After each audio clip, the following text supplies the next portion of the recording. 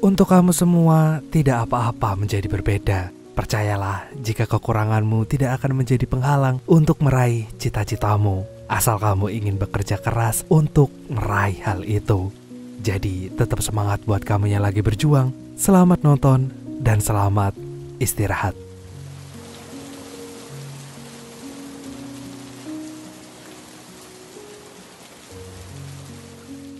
Nama bocah ini adalah Bradley Cohen.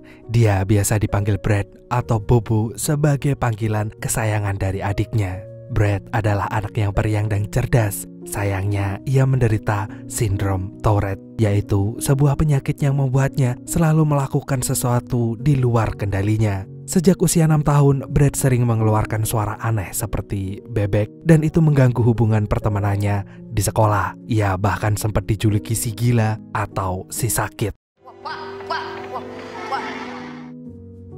Oleh karena itu, Brad tidak betah berada di sekolah. Karena sindromnya ini pula, ia pun sulit berkonsentrasi dan dianggap hiperaktif akibat tubuhnya yang tidak bisa diam. Kedua orang tua Brad telah berpisah. Ia tinggal bersama ibu dan adiknya. Terkadang ayah Brad mengunjungi anak-anaknya dan mereka menghabiskan waktu bersama. Akan tetapi ayah Brad selalu menganggap Brad sebagai anak yang berbeda. Meskipun tidak bermaksud pilih kasih, namun Brad tidak bisa menutupi kekecewaannya akibat penyakit yang dideritanya ini. Ia selalu meminta Brad untuk menahan, padahal Brad tidak bisa melakukan itu. Menderita sindrom Tourette bukanlah keinginan Brad, sehingga ia tak tahu bagaimana cara mengatasinya. Dan sejak ayah dan ibunya bercerai, Brad dan adiknya sering ikut ibunya bekerja mengurus butik pakaian. Saat itu, teman-teman ibu Brad menganggap Brad adalah anak yang aneh dan menyarankannya untuk membawanya ke pendeta untuk mengusir setan yang ada dalam tubuh Brad. Akan tetapi, sang ibu mengabaikan saran dari teman-temannya itu karena ia yakin bahwa anaknya baik-baik saja. Pada masa itu, sindrom ini belum dikenal banyak orang. Bahkan dokter pun berpikir jika Brad mengalami gangguan mental akibat perceraian orang tuanya. Dokter itu mendiagnosa bahwa Brad sebenarnya marah lalu mencari perhatian melalui sikapnya. Padahal Brad sendiri tidak pernah menyesali perpisahan orang tuanya. Ia pun merasa kasihan dengan ibunya karena dianggap tidak becus dalam merawat anak. Sementara itu, ayah Brad menginginkan anaknya menjadi atlet. Ia menyuruh Brad mengikuti olahraga baseball. Namun, meskipun Brad termasuk anak yang berbakat, sindromnya ini justru menjadi pusat perhatian lalu ditertawakan oleh orang-orang. Karena hal ini, ayah Brad merasa malu dan tidak ingin berlama-lama berada di tempat umum bersama anaknya. Suatu hari, ayah Brad memberitahu bahwa ia akan menikah. Tentu saja berita ini mendapat penolakan dari Brad maupun Jeff, adiknya. Akhirnya ayah Brad pun berusaha memberi pengertian. Namun sindrom Brad itu mengganggu penjelasan ayahnya dan itu membuatnya marah. Dan oleh karena itu diam-diam Brad juga menyimpan amarah terhadap ayahnya ini. Tidak hanya sekali ini Brad mengganggu konsentrasi seseorang. Ketika di sekolah ia telah melakukan ini berkali-kali. Terutama saat ia gagal berkonsentrasi, maka penyakitnya akan semakin menjadi-jadi. Meskipun ia berusaha menuruti gurunya untuk diam, namun sindrom ini gak bisa dikendalikan. Maka dari itu ia pun dikeluarkan dari kelas. Lalu pihak sekolah memanggil orang tua Brad. Siangnya ibu Brad menjemput anaknya sekaligus memenuhi panggilan sekolah. Akan tetapi pihak sekolah ternyata tidak bijak dalam menangani kasus si Brad ini. Kepala sekolahnya justru menghina Brad sehingga ibu Brad memilih mengeluarkan anaknya dari sekolah itu. Dan setelah itu ibu Brad pun pergi ke perpustakaan untuk mencari referensi buku kedokteran yang membahas gejala-gejala yang dialami oleh Brad. Begitu sampai rumah, ibunya membaca buku-buku tersebut lalu menemukan fakta bahwa anaknya terkena sindrom Tourette. Penyakit ini memang langka sehingga para ilmuwan belum menemukan obatnya. Dan keesokan harinya ibu Brad mengatakan hal ini kepada dokter. Sayangnya dokter pun juga belum menemukan solusi atas penyakit ini. Sehingga Brad harus berbesar hati untuk menerima keadaannya. Malamnya, Brad menelpon sang ayah lalu bercerita bahwa selama ini ia menderita sindrom Tourette. Namun Brad berusaha menenangkan ayahnya jika ia akan baik-baik saja, dan itu membuat sang ayah merasa bersalah. Esok harinya, ibu Brad pun masih mencari cara agar anaknya bisa hidup normal meskipun tanpa obat. Ia pun membawa sang anak ke komunitas penderita sindrom Tourette di sebuah gereja. Sayangnya komunitas ini justru membuat penderita sindrom terlihat berbeda. Dari pertemuan pertama, ibu Brad bisa menyimpulkan jika orang yang ada di sana tidak memiliki satu visi yang sama dengannya. Dan oleh karena itu, ia mengajak sang anak pergi dari sana. Bagi ibunya Brad, ia punya solusi lebih baik daripada itu. Beberapa waktu kemudian saat Brad masuk SMP, ia masih saja dianggap berbeda dan sering menjadi bahan lelucon teman-temannya. Hingga akhirnya ia kembali dipanggil oleh kepala sekolah karena dianggap mengganggu pembelajaran kelas. Ketika kepala sekolah menemuinya, Brad mengira jika ia akan dimarahi. Namun ternyata kepala sekolah justru menyuruhnya datang ke orkestra musik yang digelar di sekolah. Meskipun awalnya menolak karena takut mengganggu jalannya acara karena sindromnya itu, Brad akhirnya tetap datang ke sana. Setelah acara itu selesai, kepala sekolah memberi sebuah pidato lalu meminta Brad ke panggung. Bukannya memarahi Brad, Pak Kepala Sekolah justru menanyakan kondisi Brad dan keinginan Brad saat ia berada di sekolah. Brad pun menjelaskan penyakitnya dan menjawab bahwa ia ingin diterima di lingkungan sekolah. Akhirnya, sejak saat itu berkat pidato Pak Kepala Sekolah, Brad mulai diterima oleh teman-temannya maupun para guru di sekolahnya. Dan gara-gara kejadian itu pula, Brad ingin menjadi guru yang juga bisa menjadi pendidik bagi murid-murid. Kini, saat ia dewasa, Brad semakin berdamai dengan penyakitnya. Pada akhirnya, ia tidak malu untuk mengakui bahwa ia memiliki sindrom ini. Meskipun hal itu masih saja mengganggunya ketika harus berkomunikasi dengan orang lain. Brad yang bercita-cita menjadi guru sekarang tengah berjuang melamar pekerjaan ke banyak tempat. Sayangnya lamarannya tidak diterima di mana-mana akibat penyakitnya yang diderita ini. Orang-orang menganggap jika Brad akan kesulitan mengajar di depan kelas. Bahkan ada juga yang menganggapnya tidak sopan karena Brad mengeluarkan suara-suara aneh saat bicara dengan orang lain. Namun Brad tidak patah semangat. Hampir setiap hari ia menyusun berkas lamaran kerjanya dan menunggu telepon panggilan untuk wawancara. Keesokan harinya ia mendatangi sekolah yang akan mengadakan interview dengannya. Sayang sekolah tersebut memandang Brad dengan aneh dan tampaknya baru mendengar sindrom Tourette ini. Akan tetapi Brad dengan sabar menjelaskan penyakitnya yang diderita karena ia merasa orang-orang perlu memahami itu. Dan pada hari yang sama, Brad mendatangi satu sekolah lainnya untuk melakukan wawancara. Berbekal pengalaman sebelumnya, ia pun memperbaiki caranya dalam menghadapi interview dengan menceritakan sindromnya terlebih dahulu. Namun ternyata mereka tetap tidak mau menerima Brad karena penyakitnya tersebut. Akhirnya, Brad pun menceritakan hal ini kepada teman kosnya. Untuk itu, demi menghibur Brad, temannya ini mengajak Brad pergi ke bar. Setidaknya Brad bisa berkenalan dengan orang baru, bahkan mungkin saja memperoleh teman kencan dari sana. Beberapa saat kemudian, Brad sudah ada di bar. Ia berkenalan dengan seseorang dan bahkan bisa ngobrol dengan seru. Sayangnya beberapa kali Brad mengeluarkan suara anehnya yang membuatnya jadi pusat perhatian dalam bar itu. Namun Brad memilih untuk gak peduli karena biasanya ia juga udah mendapat tatapan sinis dari orang lain.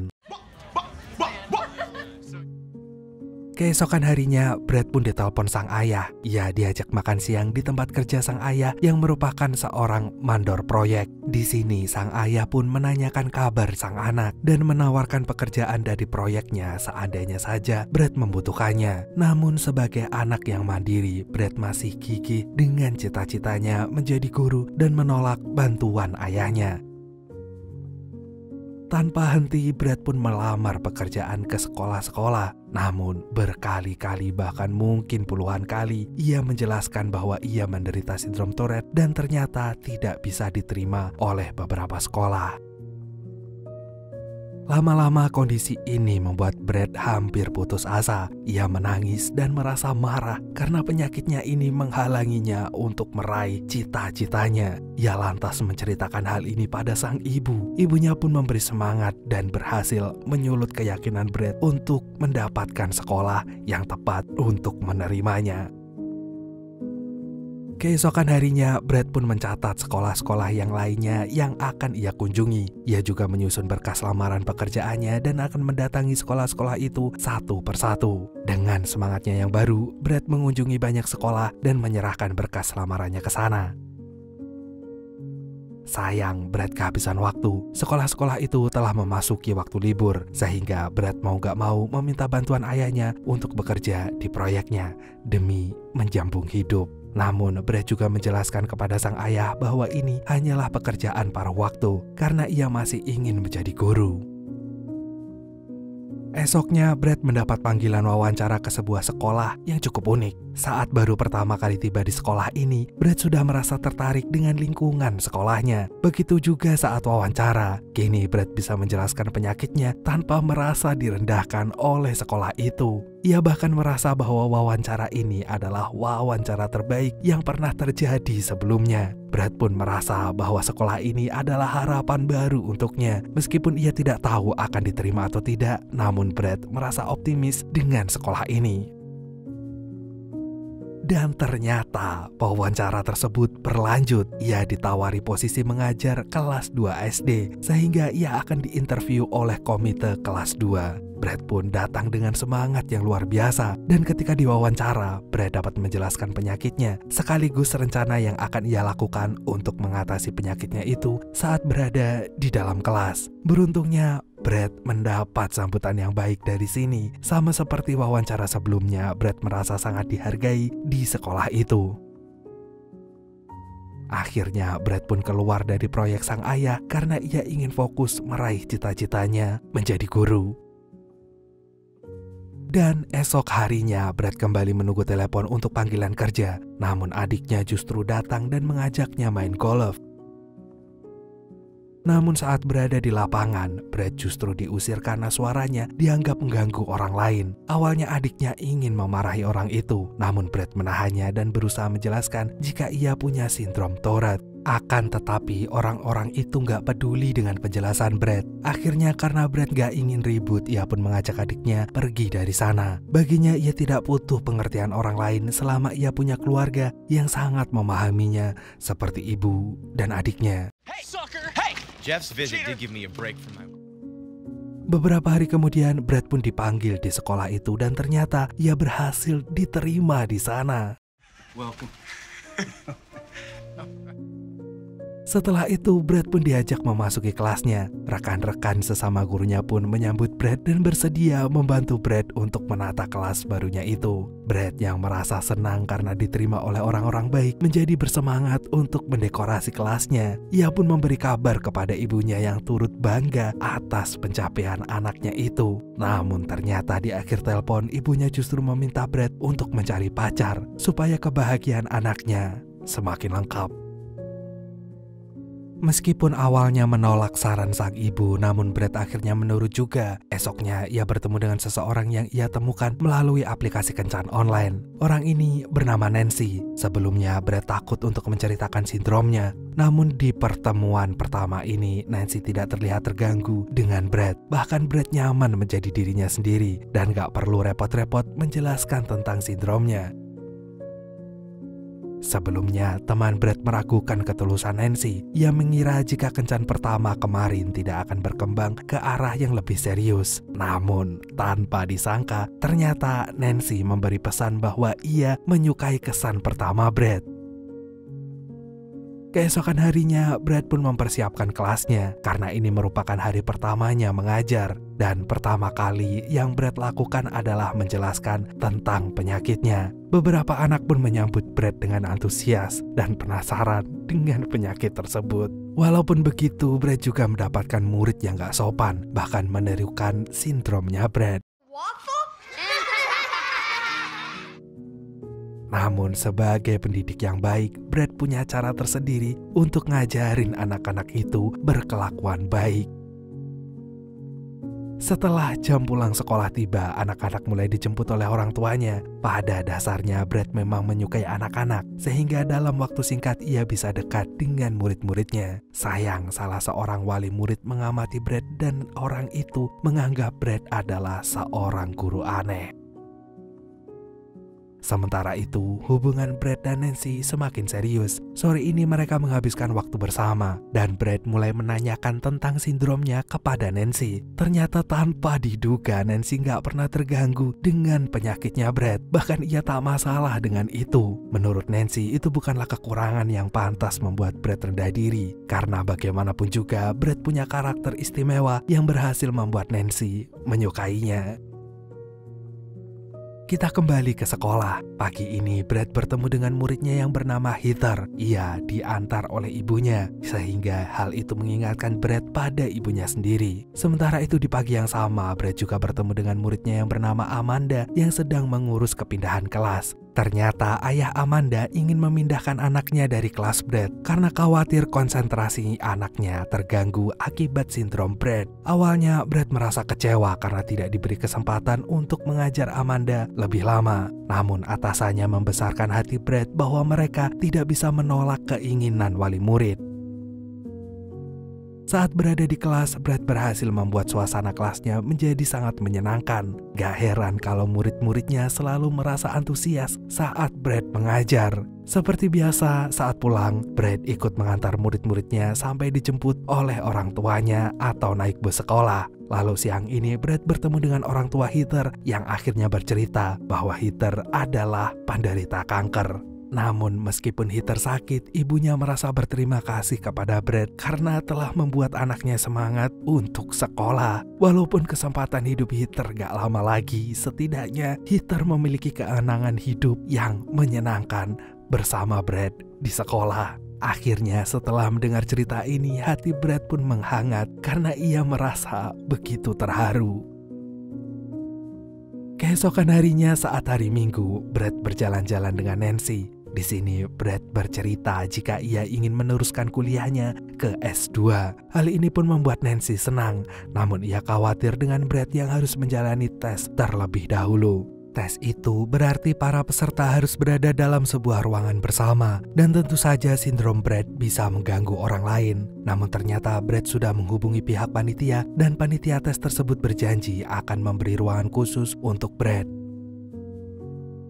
Akhirnya hari untuk tes pun tiba. Brad yang telah bersiap untuk tes mengkonfirmasi kedatangannya pada panitia dan akan berjalan menuju ruangan khusus yang telah dijanjikan. Sayangnya panitia tersebut justru menolak keinginan Brad dan berkata bahwa tidak akan ada siapapun yang diistimewakan dalam tes ini. Hal ini pun membuat Brad marah.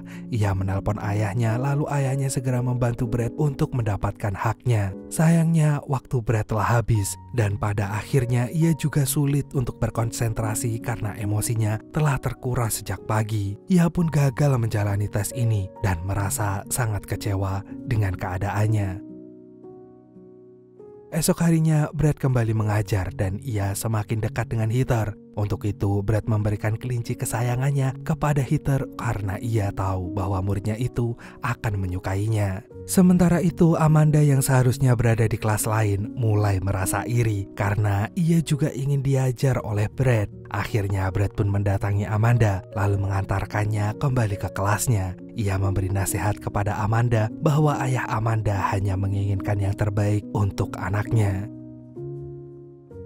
Tidak hanya Amanda atau Heather, Brad juga memiliki tanggung jawab lain terhadap Thomas yang punya kesulitan mengeja dan membaca. Akan tetapi Brad berusaha mendekati Thomas dan bersabar mengajari anak itu untuk membaca. Melalui kesabarannya, Brad pun menemani Thomas dan pelan-pelan mengajarinya membaca. Hingga lama-lama Thomas merasa nyaman, kemudian belajar membaca tanpa harus dipaksa.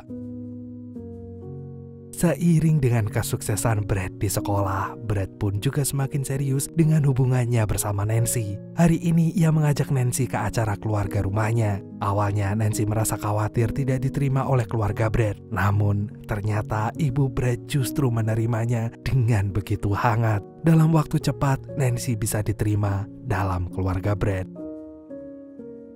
Ternyata ibu Brad memang menyukai Nancy. Sayangnya Brad masih merasa rendah diri dengan penyakitnya. Ia takut Nancy bosan padanya lalu meninggalkannya. Namun sang ibu meyakinkan putranya bahwa itu hanyalah kekhawatiran yang tidak perlu dipikirkan.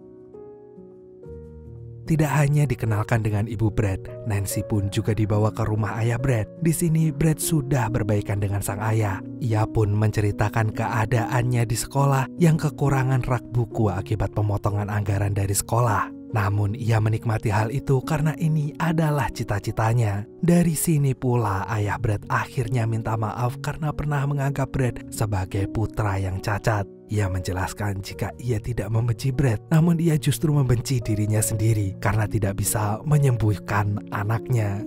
Akan tetapi Brad menenangkan sang ayah karena nyatanya sekarang ia telah hidup dengan bahagia.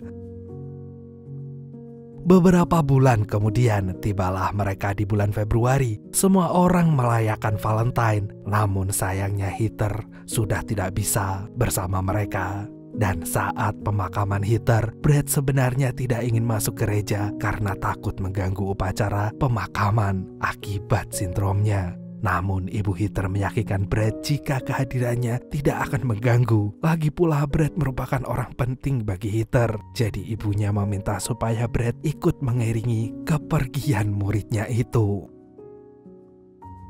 Pada suatu siang, Brad bertemu dengan seorang supir truk yang langsung mengetahui bahwa ia adalah penderita sindrom Tourette. Awalnya, Brad mengira jika ia akan dihina, namun orang itu ternyata juga memiliki teman dengan sindrom tersebut. Sehingga ia sudah terbiasa dengan gerakan maupun suara aneh yang tidak bisa dikendalikan oleh sang penderita. Kebaikan supir truk itu pun memberi ide untuk Brad. Ia ingin memberi kejutan untuk murid-muridnya, sehingga ia meminta kartu nama si supir untuk menghubunginya sewaktu-waktu.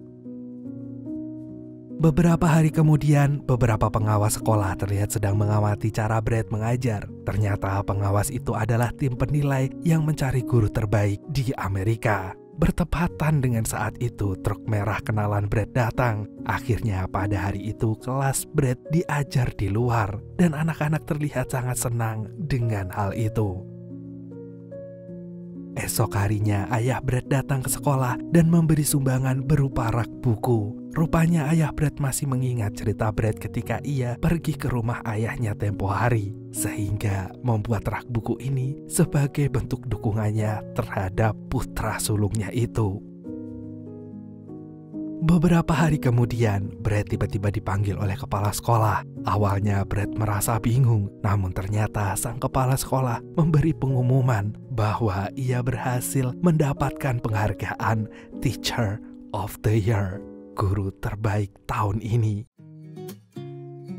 Malamnya, Brad pun datang ke acara penghargaan tersebut. Ia pun berpidato dan mengucapkan terima kasih kepada keluarga dan murid-muridnya. Karena baginya orang-orang terdekat adalah support system terbaik, terutama orang-orang yang membuatnya berhasil menghadapi hari-hari berat sebagai penderita sindrom Tourette. Maybe it's something in the water, or maybe we just hit the end of the road. Right now it doesn't even matter. It's too late not to let it go. And that's why I wish you the best and say goodbye. You start to get dressed and then we cry, 'cause we both know it's gonna hurt, but not as much as this does. We had a good run, don't say we didn't. I was your first love, and you were my first one. Cheers to all the memories, the venom and the remedy.